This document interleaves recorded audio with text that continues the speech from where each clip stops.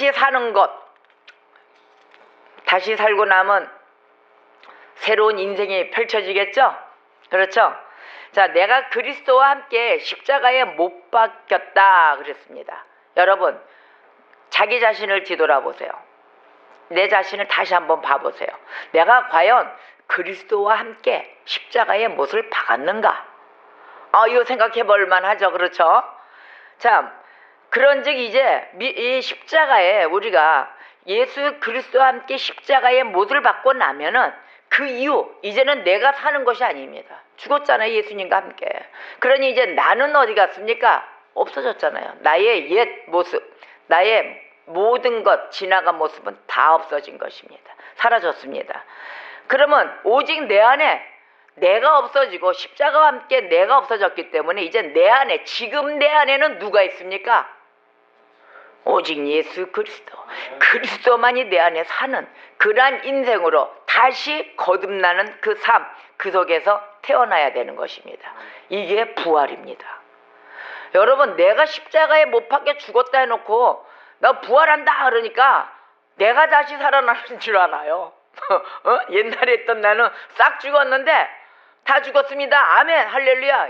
나는 오직 예수 그리스도, 오직 하나님만 붙들고 갑니다. 예수님의 이름으로 기도합니다. 또 이래놓고서는 딱 나는 중생하고 회개하고 다 했습니다. 하나님 죄송합니다. 잘못했습니다. 모든 걸 회개했습니다. 그리고 짠하고 나타났는데 도루 허강숙이야. 이거 어떻게 된 겁니까? 예수 그리스도를 내 안에 품고 다시 우리가 태어나는 역사, 부활함의 역사를 우리가 가야 되는데 우리들은 착각을 합니다. 내가 다시 태어나는 줄 압니다.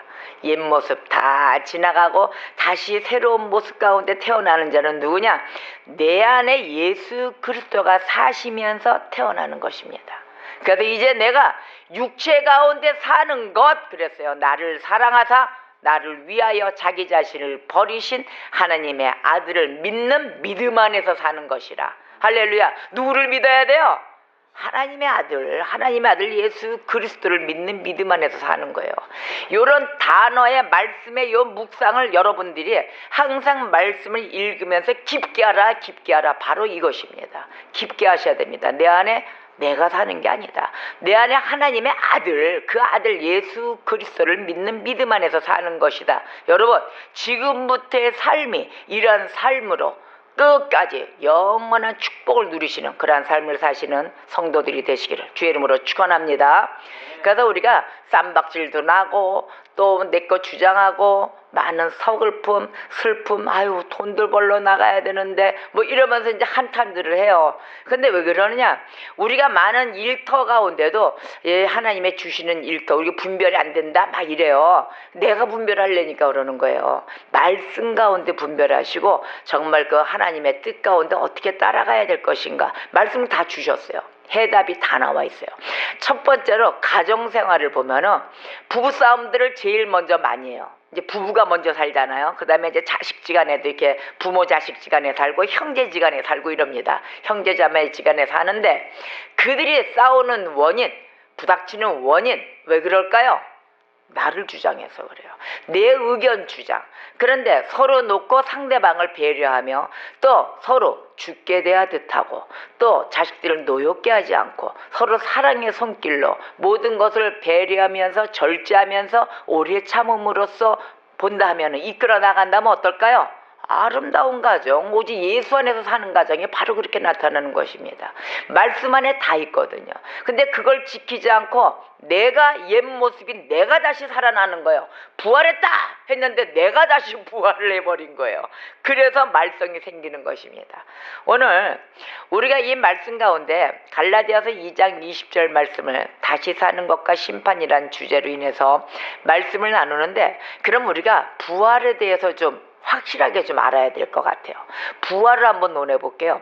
부활이 무엇인가? 자, 그리스도로부터 믿는 자들이 얻는 혜택이 있습니다. 그렇죠? 부활이 그리스도로부터 얻는 혜택이 있어요. 신자들에게. 자, 그러면 그 얻는 은덕이 무엇인가 이걸 알아야 되겠습니다. 그 얻는 은덕 말씀에서 이랬어요. 요한복음 5장 28절 29절에서 이렇게 얘기합니다. 무덤 속에 있는 자가 다 그의 음성을 들을 때가 오나니 선한 일을 행한 자는 생명의 부활로 악한 일을 행한 자는 심판의 부활로 나오리라. 아멘. 바로 이렇게 말씀을 하셨어요. 바로 이게 부활에서 신자들은 영광 중에 다시 살아나는 역사를 봅니다. 이걸 벌써 첫 번째로 얻는 덕이에요. 우리가 은덕입니다. 은혜와 덕을 이렇게 받습니다.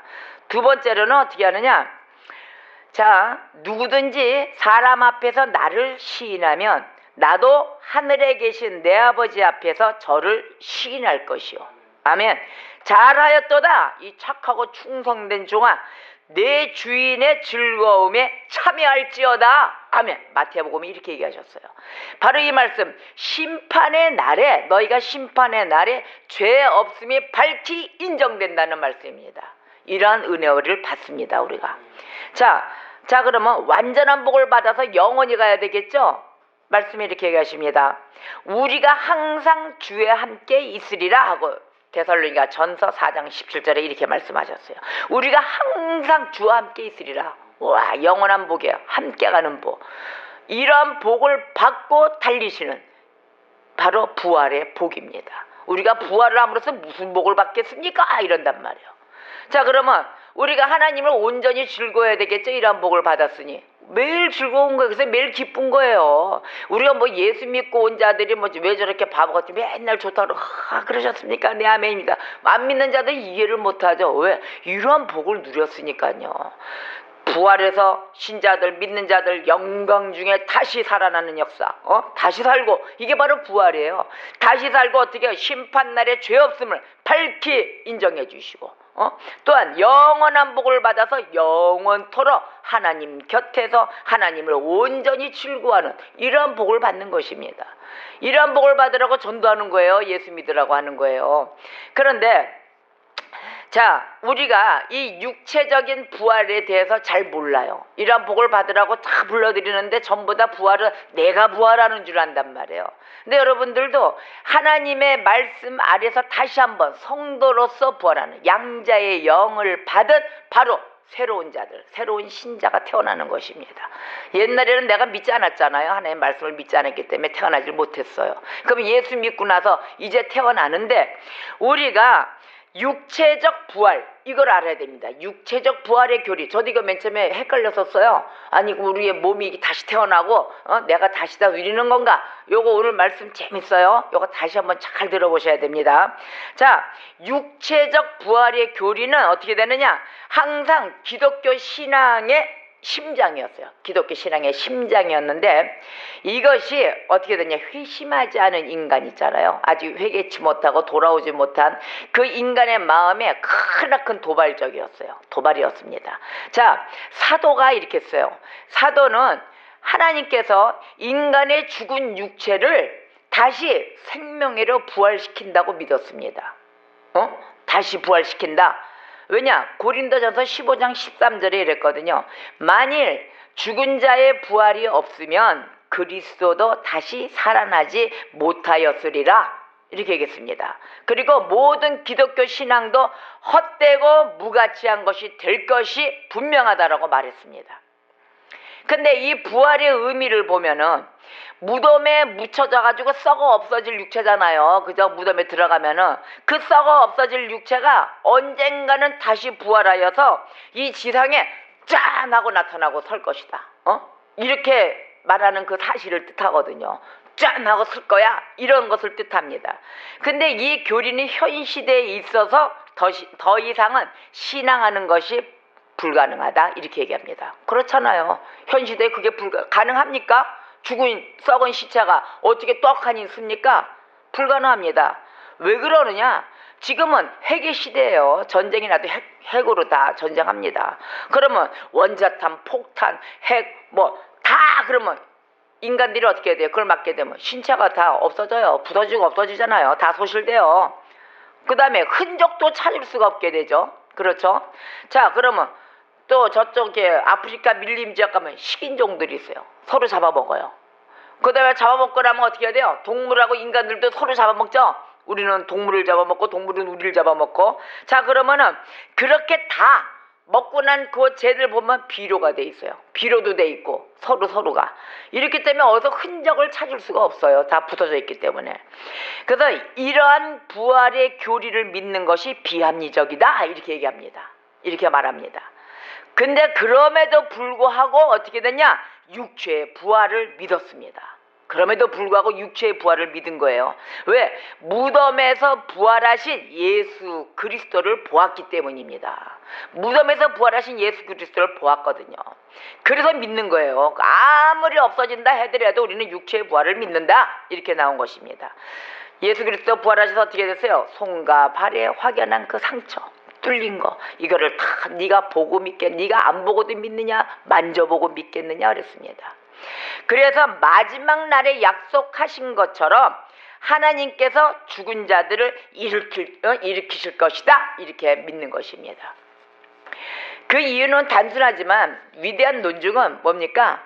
하나님은 하나님이시기 때문이에요. 아멘. 하나님은 하나님이시기 때문에 이걸 다 믿고 가는 것입니다. 마태복음 19장 26절에 이랬어요. 사람으로서는 할 수 없으되 하나님으로서는 다 할 수 있느니라. 아멘.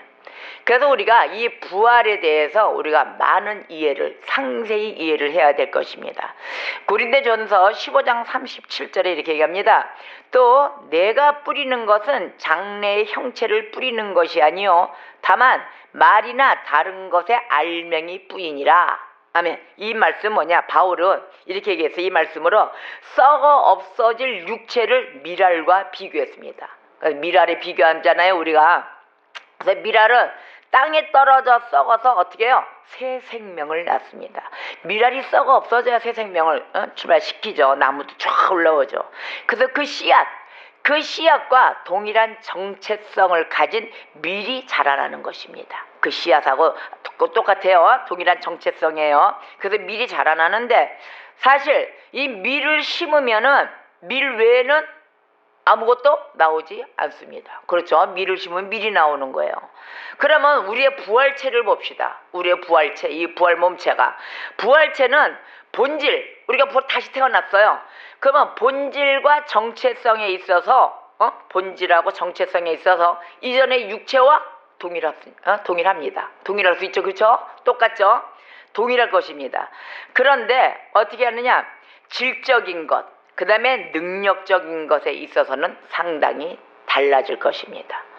똑같은 모습은 있지만 질적인 것과 능력적인 부분 다르게 부활할 수 있는 것입니다. 그래서 하나님께서 어떤 그 무에서 아무것도 없는 것에서 새로운 육체를 만들지 않으세요. 하나님은 단 어떻게 하느냐? 옛 육체가 있잖아요. 옛 모습, 옛 육체에서 새로운 육체를 만드실 것입니다. 아멘. 그래서 이 일을 행하사 썩지 않음, 그 다음에 죽지 않음을 더하실 것입니다. 아멘. 그래서 마지막 날에 이렇게 하세요. 마지막 날이 올 때 그리스도께서 다시 오실 것이다 라고 성경은 이렇게 얘기하는 것입니다. 요한복음 5장 28절. 자, 우리가 하나 둘 셋 네 가지의 이 성경 말씀 경고를 해주는 그 말씀을 보겠습니다. 요한복음 5장 28절.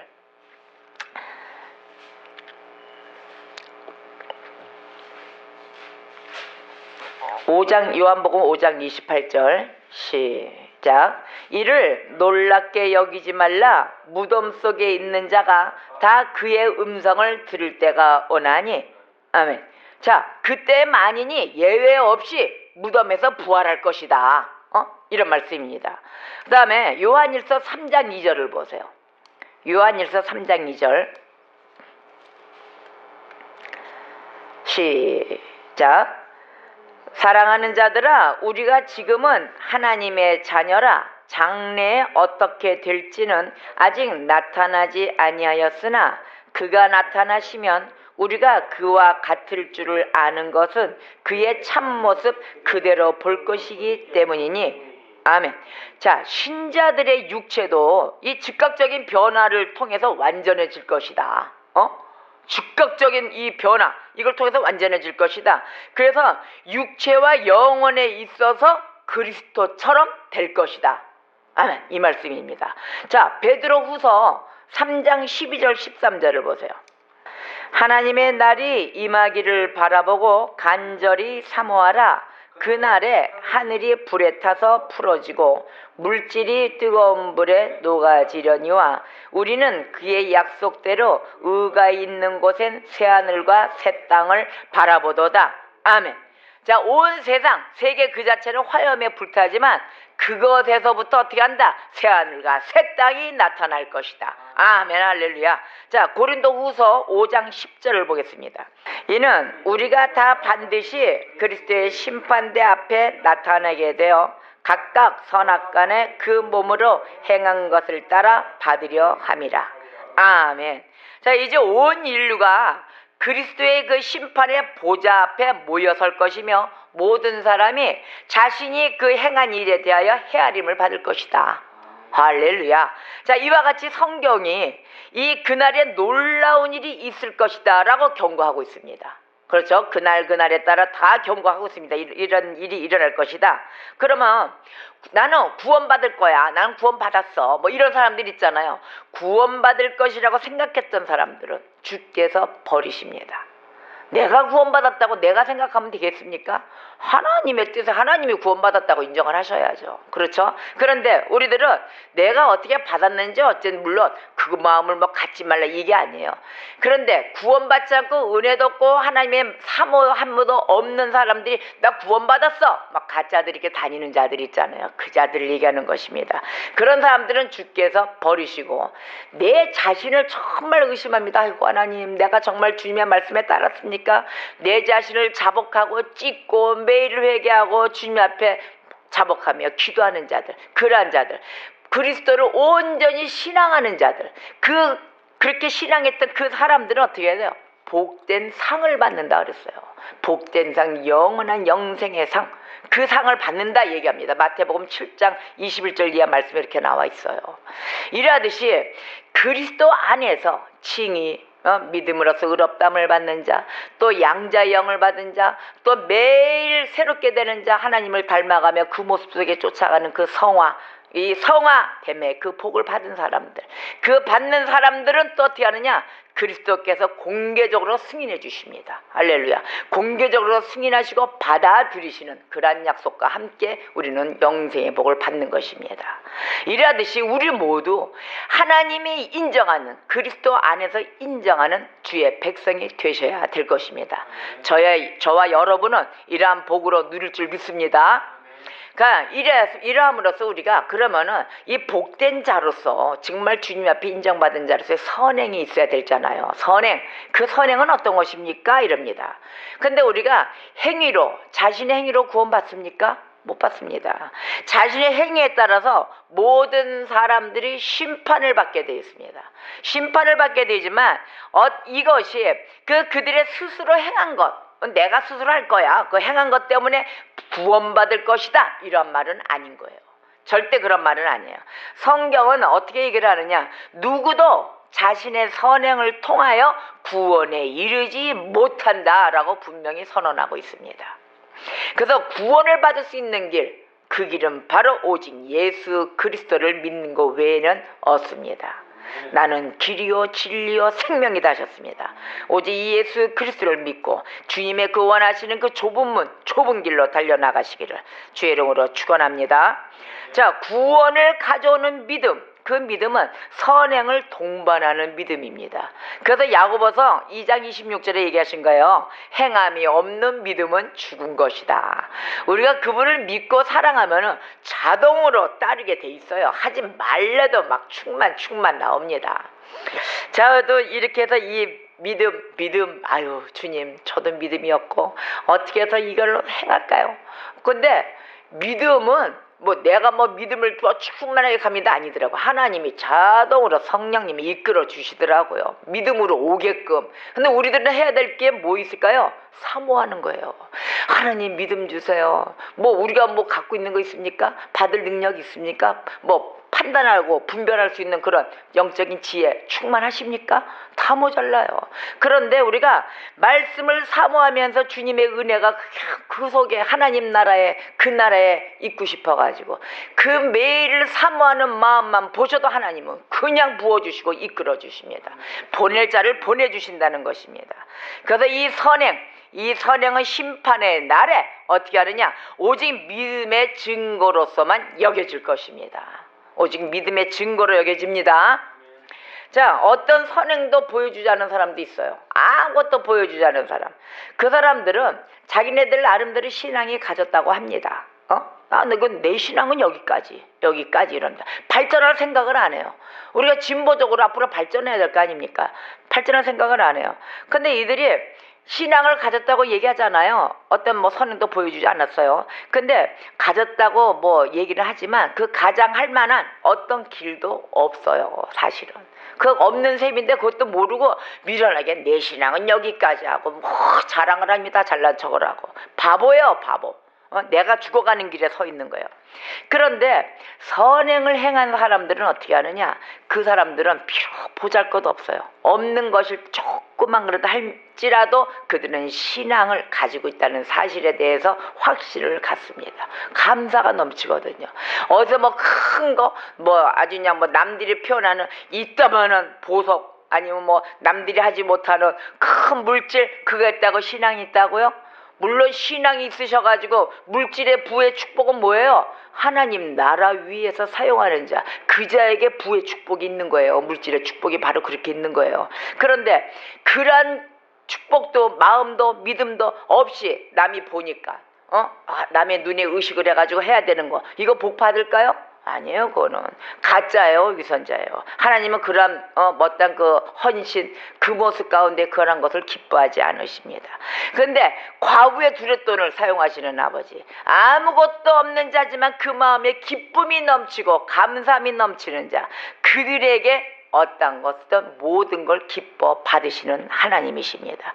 그래서 그들이 보잘것없는 걸 했다 하더라도 신앙을 가지고 있다는 그 사실의 정당한 판단, 그것을 얻게 될 것입니다. 자, 이 말은 뭐냐? 선행을 행한 사람들이 그 정당한 판단을 얻게 될 것이다.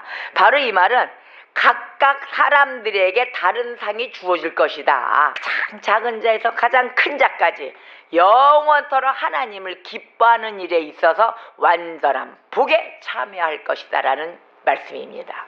그럼 완전한 복을 우리가 다 누려야 되겠죠? 근데 오늘 주일은 왜 이렇게 기쁜가요? 참 기쁩니다.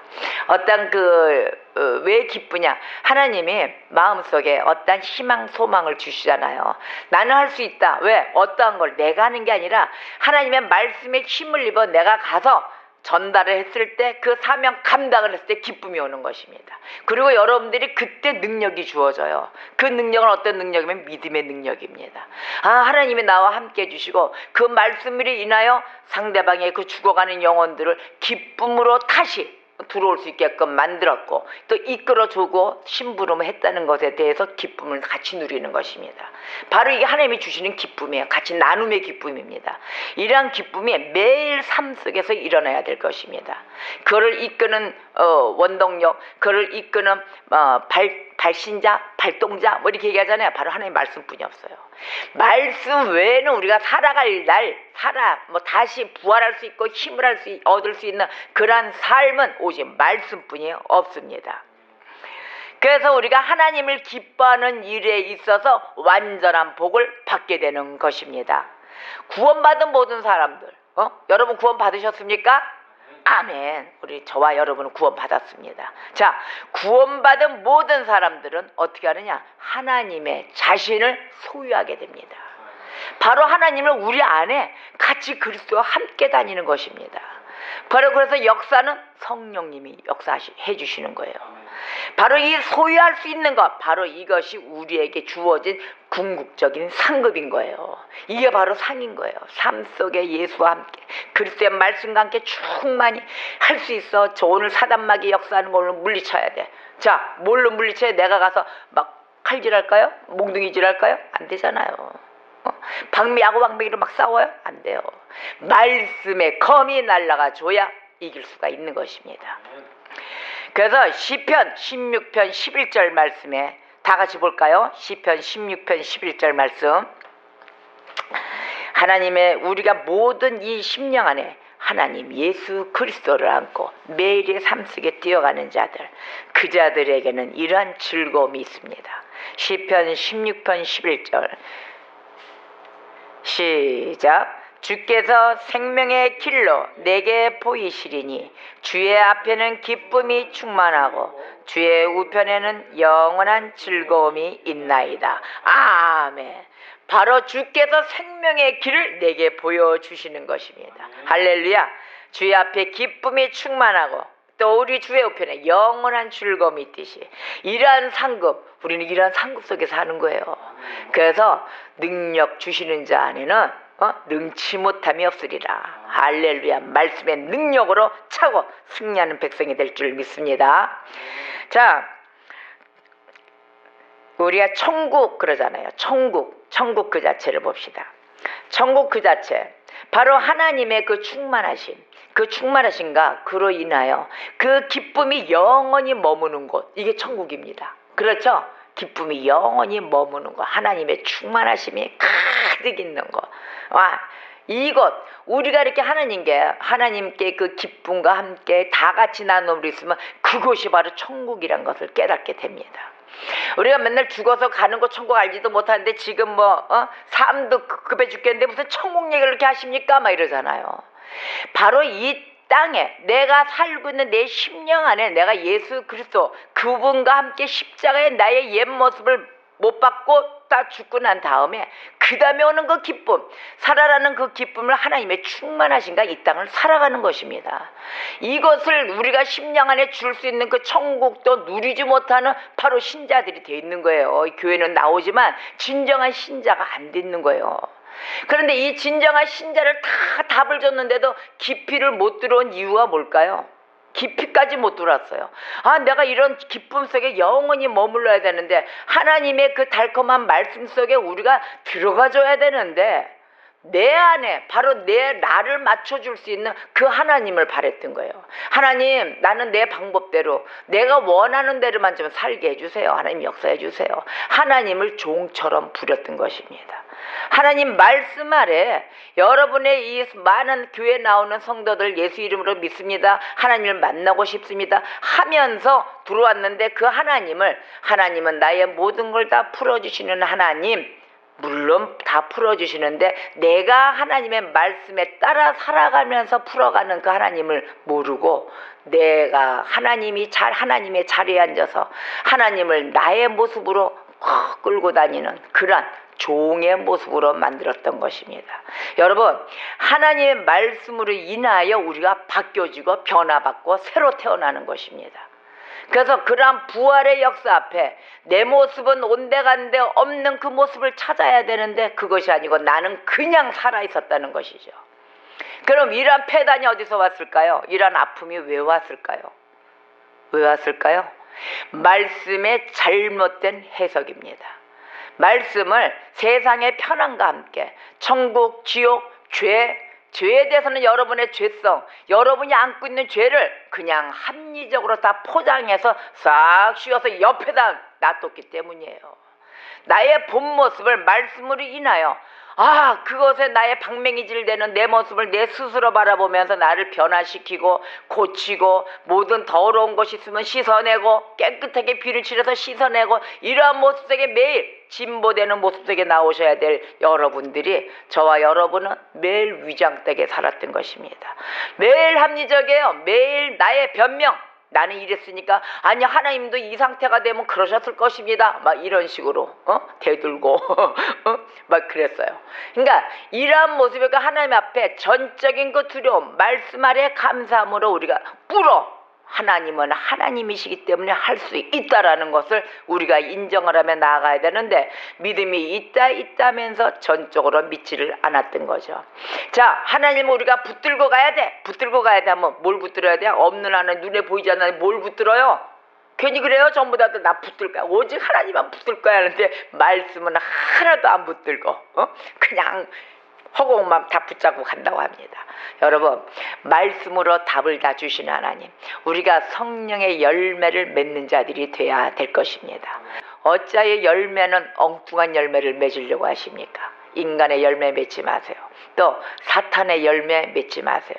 내 생각이 들어가면 나의 분노가 터지고 나의 그 분냄으로 인하여 또 이간질 시켜서 다 쪼개고 다 부서뜨리고 막 이런 겁니다. 이건 사탄이 좋아하는 거예요. 하나님은 사랑이십니다. 하나님은 사랑으로 하나 되길 원하십니다. 그러다 보면 하나님 말씀 아래 서로 공경하라. 내 부모를 공경하라. 또 네 이웃을 위해서 거짓 증언하지 말라. 그다음에 탐심하지 마라. 말씀으로 다 주셨습니다. 그런데 여러분들은 자꾸 나 외엔 다른 신이 없다는데도 계속 우상 찾아갑니다. 점쟁이만 우상일까요? 아니에요. 내 방법이 우상이에요. 내 방법, 내 생각 이런 게 다 우상입니다. 내 마음대로 가는 것. 이런 곳에 자꾸 가기 때문에 여러분들 망가지고 다툼 나고 쌈박질 나고 이러는 것입니다.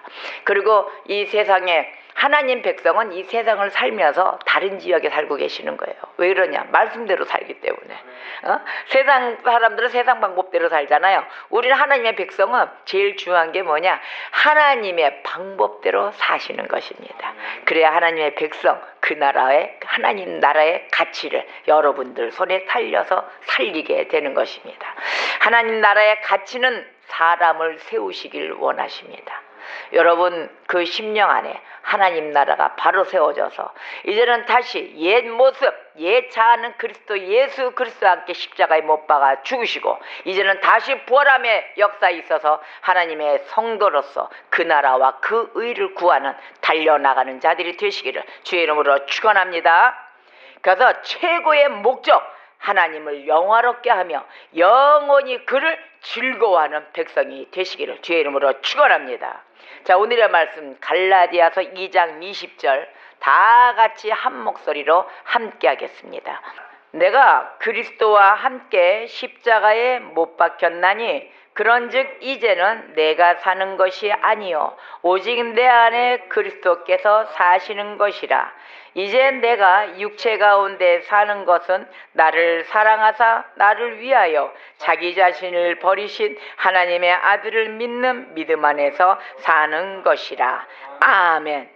우리가 이렇게 그리스도 예수의 사람들 육체와 함께 그 정욕과 탐심을 십자가에 못 박았습니다.